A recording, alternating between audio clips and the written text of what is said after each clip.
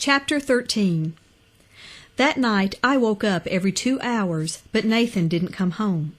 When at last I woke to full daylight, his bed was still empty, the shirt he'd changed out of last night still thrown across it in exactly the same position. I got down to the kitchen as quickly as I could. Mrs. Whitley and Artis were having an anxious discussion about Nathan's whereabouts, or at least Mrs. Whitley was anxious. Artis refused to worry. "They worked so late he just camped out there," she insisted, "and he didn't want to wake us by calling." "I'm with Artis," I said, pouring myself a cup of coffee and refilling theirs. "I think he just stayed at Egan's." "Well, his dad sure is upset," Mrs. Whitley said darkly. "He had to run up to the hospital in Kirbyville. One of our choir members had a heart attack. But he said before he left that if Nathan's not back by noon, we need to start looking for him." "Which we can't do till Dad gets back anyway," Artis sipped her coffee, "because he's got the other car." "Nathan's okay," I said firmly, and they accepted that because they wanted to believe it so badly. I knew it wasn't true, though. Nathan was at Egan's all right, but he was far from okay. I did my usual thing over at the church, keeping one eye out the south windows for the blue station wagon to pull in. At noon I saw Brother Whitley come home. I didn't really want to go back and be part of the discussion about Nathan, but my stomach was yelling for food, so I went. When I sauntered through the back porch, Brother Whitley was already pacing back and forth in the kitchen. "And drag him out of there," he was saying to Mrs. Whitley. "This isn't good. This isn't healthy. He saw me and stopped. "Tim, you haven't heard from him?" "No, sir." The unfamiliar courtesy came easily for some reason. "But I'm sure he's with Egan, like you say. They're trying to finish up a demo for this guy that's coming tonight, see, and—" "So why aren't you involved in that?" Well, the A&R guy that's coming is really more interested in Nathan as a solo act." "You're out of the picture, then?" I knew he wasn't angry at me. He was mad at Nathan and maybe, by extension, Egan. "Looks that way. It's no big deal." "I thought Nathan had laryngitis. How's he managing to work on a demo all day and sing tonight?" "It comes and goes, I guess. I don't know." "None of this makes any sense," Brother Whitley said, and turned unenthusiastically toward the plate of sandwiches Mrs. Whitley had fixed.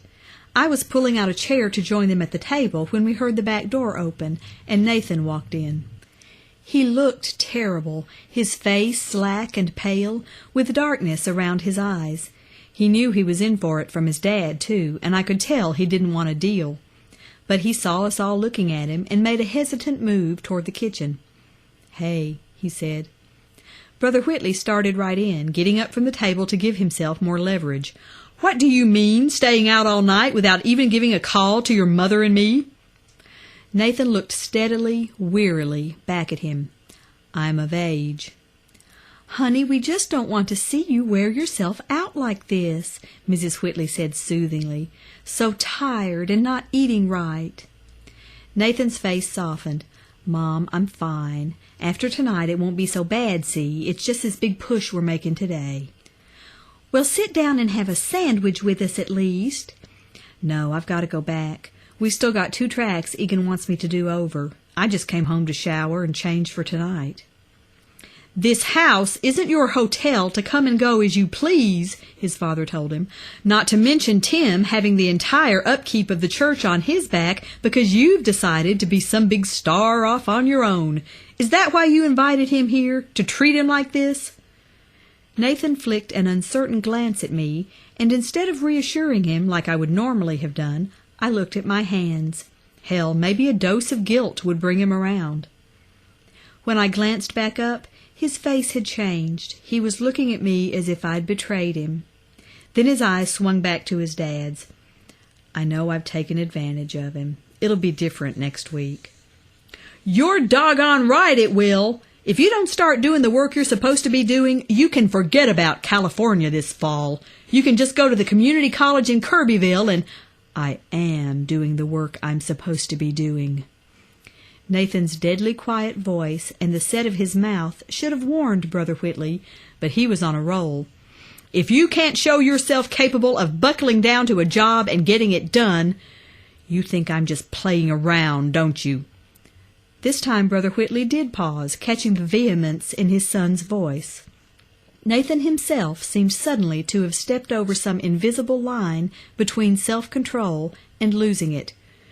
"You think I don't have a chance in hell at making any kind of success out of music?"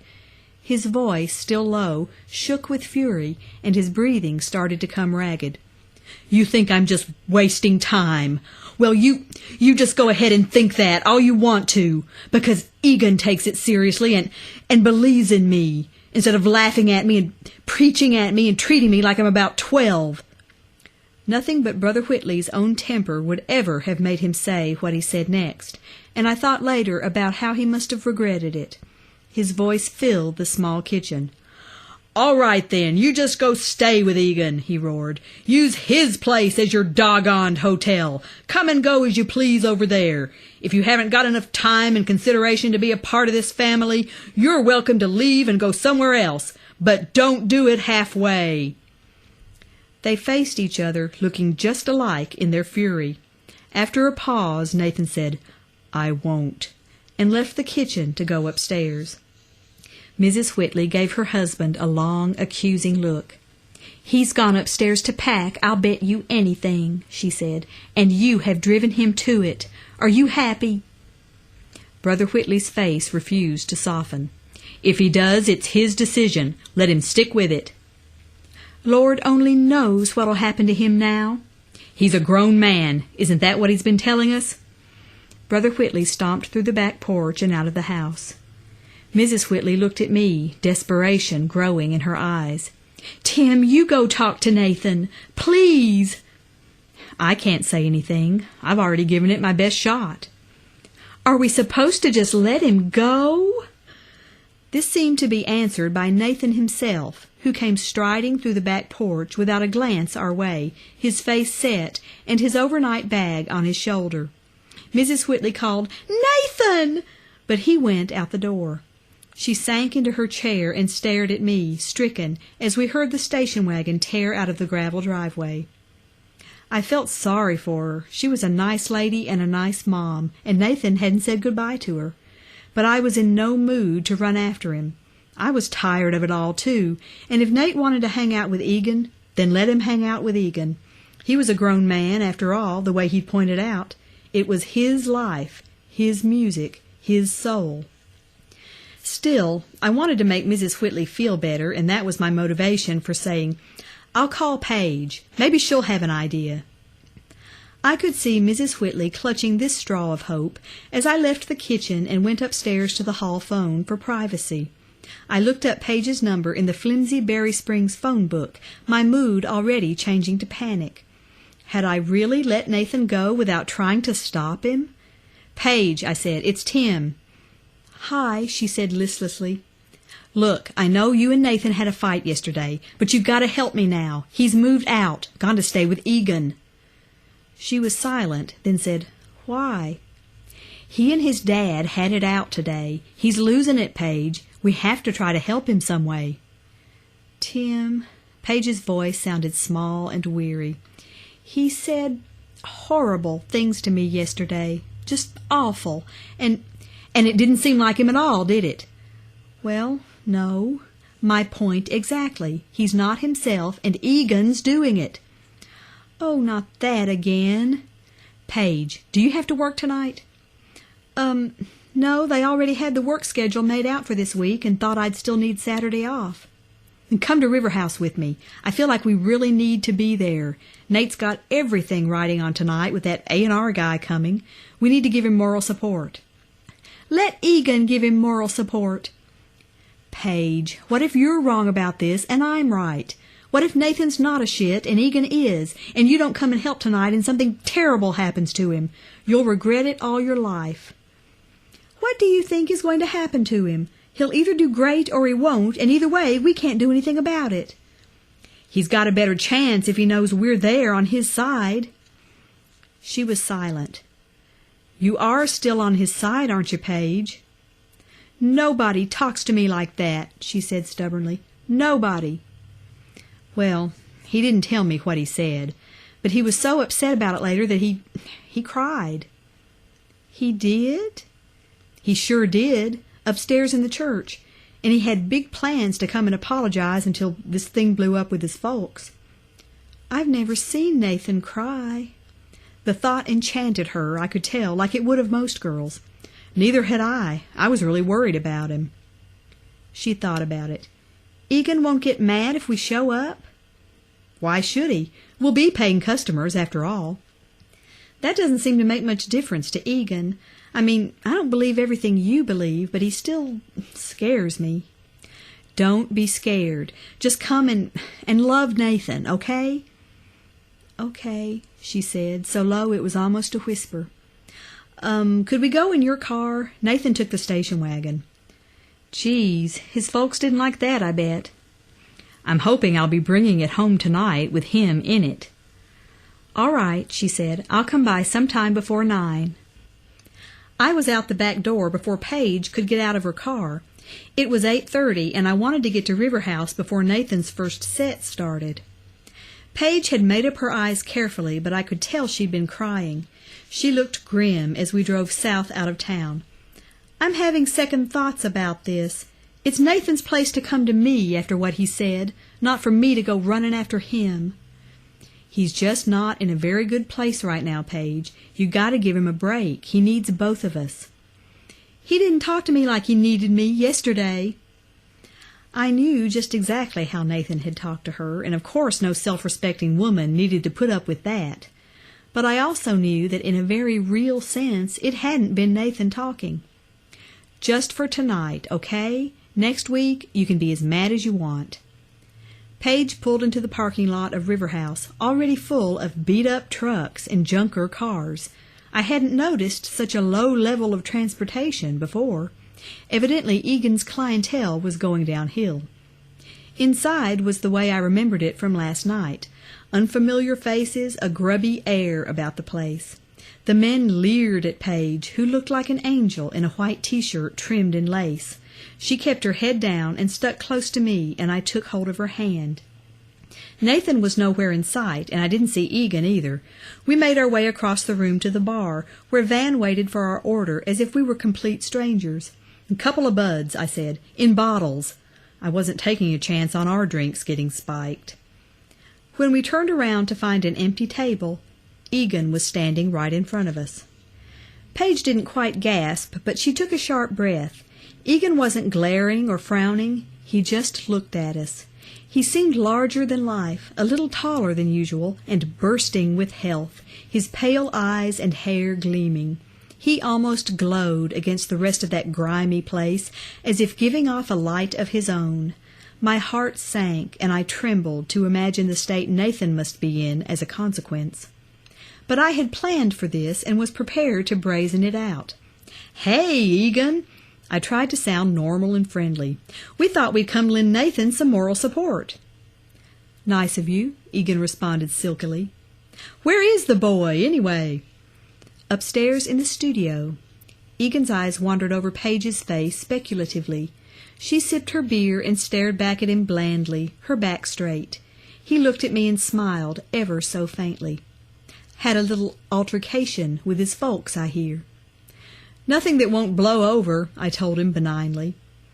At that moment I felt something move against my ankle, slow and sinuous, and had the wild thought that Paige was playing footsie with me. Then, over the noise of the bar, I heard a faint rattle. Egan's smile widened. For a second I thought the rattle came from his throat. But the thing tightened around my leg like a rope, and then I knew what it was and kicked my foot out in a frenzy, over and over, to get it off.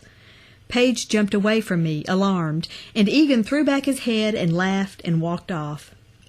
I looked at the bare wooden floor and saw no snake slithering away anywhere. I sat down on an empty bar stool to catch my breath. "What was that all about?" Paige demanded. "Snake on my leg, around my ankle. I felt it and heard it." She looked around on the floor. "Honey, there's no—" "It was him, Paige. He did it. Didn't you see how he laughed?" Paige stared at me helplessly, and after a second I shook my head. I'd have to do better than this to be of any use to Nathan. "Never mind," I said. "Let's find a table." We sat halfway back from the stage, not so close that we'd be in Nathan's face, but close enough to see him and make eye contact. Resolutely, I did not even look for snakes before I sat down. I figured that if I looked for any, they'd be there. If I didn't, they wouldn't be. I'd managed to hold on to my beer during all this, and my hand shook only a little as I raised the bottle and took a swig. He walked out without even saying goodbye to his mom, I told Paige. Her eyes dimmed with sadness. That is just not like Nathan. I know. What'd they fight about, anyway? Nathan being over here so much. He said they didn't care about his music, and his dad challenged him to just get out, so he did. Paige grimaced. What'd they say about you coming tonight? They were all for it. I told them I'd try to get him to come back home. I looked at her hard. And you've got to help me. She looked a tad mutinous, the shadows of what Nathan had said to her still in her eyes, but she nodded. He really thinks nobody cares about his music, doesn't he? That's what he told me, too. He thinks nobody cares but Egan. That's what scares me. He's too dependent on Egan now, and that's not healthy. Does he ever accuse you of that, of not caring? Not outright, but he doesn't trust me as much as he used to. She sighed and picked at the label on her beer bottle. So what does Artis think about all this? When I left, Nathan's folks were still filling her in. She was at Opryland all day with her buddies and just got back.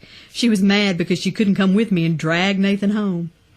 Paige laughed. She likes you. Yeah, Nathan said that too. She's a cute kid. She's tougher than Nathan, which is why he needs us. I could tell she still didn't know what to think when I said stuff like that. Tim, why would it be so awful if he did stay here with Egan for a while? You can't possibly believe Egan's really going to hurt him.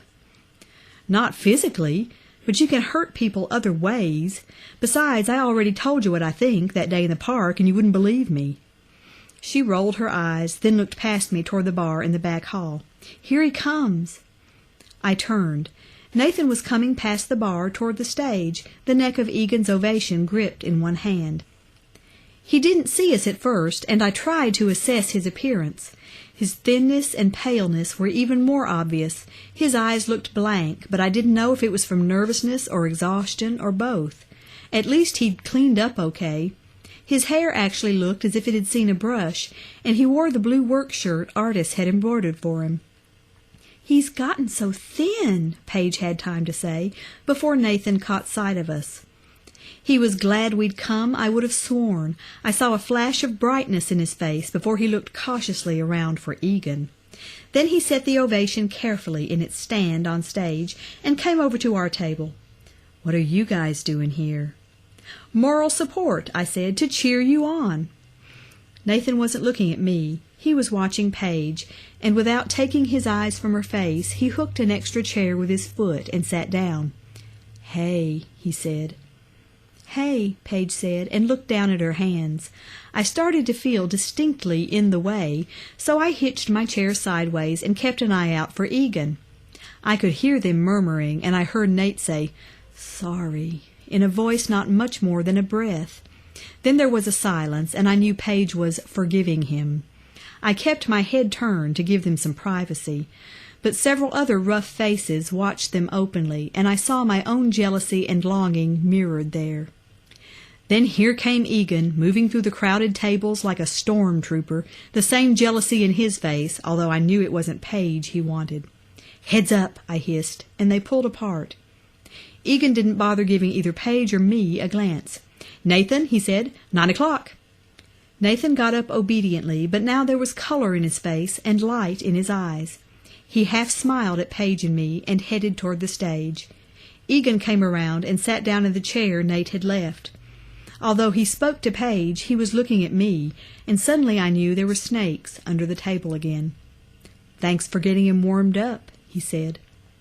Paige gave him one of her three-cornered cat smiles and said nothing. I felt the snakes slithering up my legs. I gritted my teeth and clenched my beer bottle, wondering frantically and confusedly if the snakes would bite and if their poison would be real. "There's a lot riding on tonight," Egan went on, now looking innocently down at his hands. "I don't know that Nate'll ever get another chance like this one. It was really a fluke that this guy even agreed to come down and listen to him."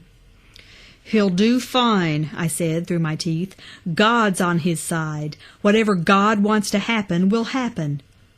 Paige looked at me funny, but I didn't care. The snakes had disappeared, and Egan left the table.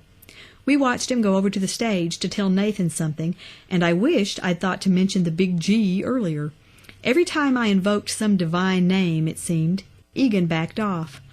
I wondered what he was saying that Nathan was listening to so earnestly. I wondered how Nate's voice would hold out. In a way, I wished he'd screw up, fail to impress the guy from Nashville. Because wouldn't that mean Egan couldn't get anything else out of him? Would Egan leave him alone then, or dispose of him? "Come on, Nate," I said silently, as Nathan adjusted his mic and began to play. "Make this the best night you've ever had." Since the A&R guy hadn't come yet, Nathan did covers, Seals and Crofts, Dylan, the new guy Jim Croce, James Taylor, to save his original songs for later. But the strange pool players and drinkers refused to applaud. I saw some eye-rolling and sullen head-shaking, but Nathan seemed mercifully unaware. He sang great, his soft voice mellow and unafraid. He kept his eyes serenely on his carefully working hands, except in between songs when he would raise his eyes to find Paige and me and smile, and we would lift our beers to him. This is surely hindsight, but when I remember the first set he played that night, I actually see him shining, the way an angel would have, against the murkiness of River House. Egan stood by the bar to watch and listen, and I could see that for some reason the old riverman wasn't getting off on Nate's music like he usually did. Maybe because Paige and I were there, and Nathan was unconsciously channeling to us instead of to Egan. Or maybe by now, like a drug addict, Egan's need was so high that Nathan's usual musicality just didn't provide enough of a hit anymore. At any rate, the frustration and desperation in Egan's face intensified as the set continued, and he turned to look at me more and more, his eyes hard as stone. But the snakes didn't come back, because I kept words I remembered from church in my mind. "Praise God, from whom all blessings flow. Keep singing, Nate. Praise God." Nathan didn't even announce the end of the set. He just looked at Egan, who came to the edge of the stage again to confer with him. All of a sudden I felt stifled watching them. I could tell Paige did too. She looked at me and frowned disgustedly. Then Nathan set the guitar in its stand, got up, and followed Egan into the back hall. I looked at Paige and shrugged. Our beers were dry, and the surly waitress was ignoring us. "Let's go outside for some air," I said. "It's got to be better than in here." So we threaded our way through the tables and out the swinging screen door. Although it was warmer outside, the air seemed fresher and realer than the air-conditioned atmosphere of the bar. Paige and I went down the front steps, past a few starers, and ended up over by her car, leaning against the back of it and raising our faces to the stars. She ran her hands through her hair and shook it back in kind of a freeing movement. When she did this, her back arched and her breast pushed forward. "He sounds good, doesn't he?" she said. "Yeah, fine." "Not that those low-lifes in there would know the difference, or care." She shuddered angrily. "It is different in there, isn't it, from when you and I were there 2 weeks ago, even?" "Yeah, I guess." Paige was still focused on Nathan. "Listen, do you think I maybe run after him too much?" "What do you mean?" "Oh," she was looking away from me. "I mean fall all over him, you know, how some girls do guys. Physically, I mean." No, I didn't know, not firsthand, but I figured she was worried about what Nathan had yelled at her yesterday. "You never do that." "Because, Nathan's, quiet-natured, and sometimes it's hard to get a reaction out of him, and so I come on too strong, and I don't think he likes it." She finished in a rush, still with her face turned away. I had to wonder again what Nathan was made of, not to react with Paige coming on strong to him. Still, I didn't think he'd had a problem with that earlier in the summer, and I opened my mouth to try and tell her that it was all part of the single-mindedness Egan was demanding from him, shutting everything else out. But I couldn't speak. It all seemed too much to go into, and I could only look at her white T-shirt gleaming blue in the moonlight, the waves of her hair almost mauve. Finally she looked at me because I hadn't answered. "I wouldn't worry about it," I said. "It's him, not you." "You really think that?" She looked full into my face, anxious for reassurance, and I broke. "I can't imagine anybody not reacting to you," I told her. You're beautiful. You're the most beautiful girl I ever knew." To this day, I don't know which one of us moved first, and I prefer to believe it was both of us at the same time, both of us equally guilty. But finally I had her mouth against mine, and we kissed long and slow, and I held her gently the way I had imagined it so many times, and her arms went around my shoulders. Then my hands felt her bare waist under the short T-shirt, and a more base desire took over. I kissed her hard this time, and felt under the shirt for her breasts, cool on the tips and warm underneath, and I pressed her against the back of the car, leaning into her with my whole body as if I were going to have her right there. And she gave it back to me the same way, moving under me as if she only wanted what Nathan had accused her of wanting, and one of her legs crooked up around my thigh, and if what happened next hadn't happened, we'd have gone right ahead and done it in full view of the road. But we were interrupted by Egan's voice, thin in the summer air but full of exquisite amusement. "Well, well, well." I pulled away to face his mocking stare and folded arms, already steeling myself to deal with whatever he'd dish out. But he didn't have to. Because far worse than anything he could have said was the sight of Nathan a few feet behind him, Nate staring in shock, his mouth half open, his face dull and pale as if he'd had the wind knocked out of him.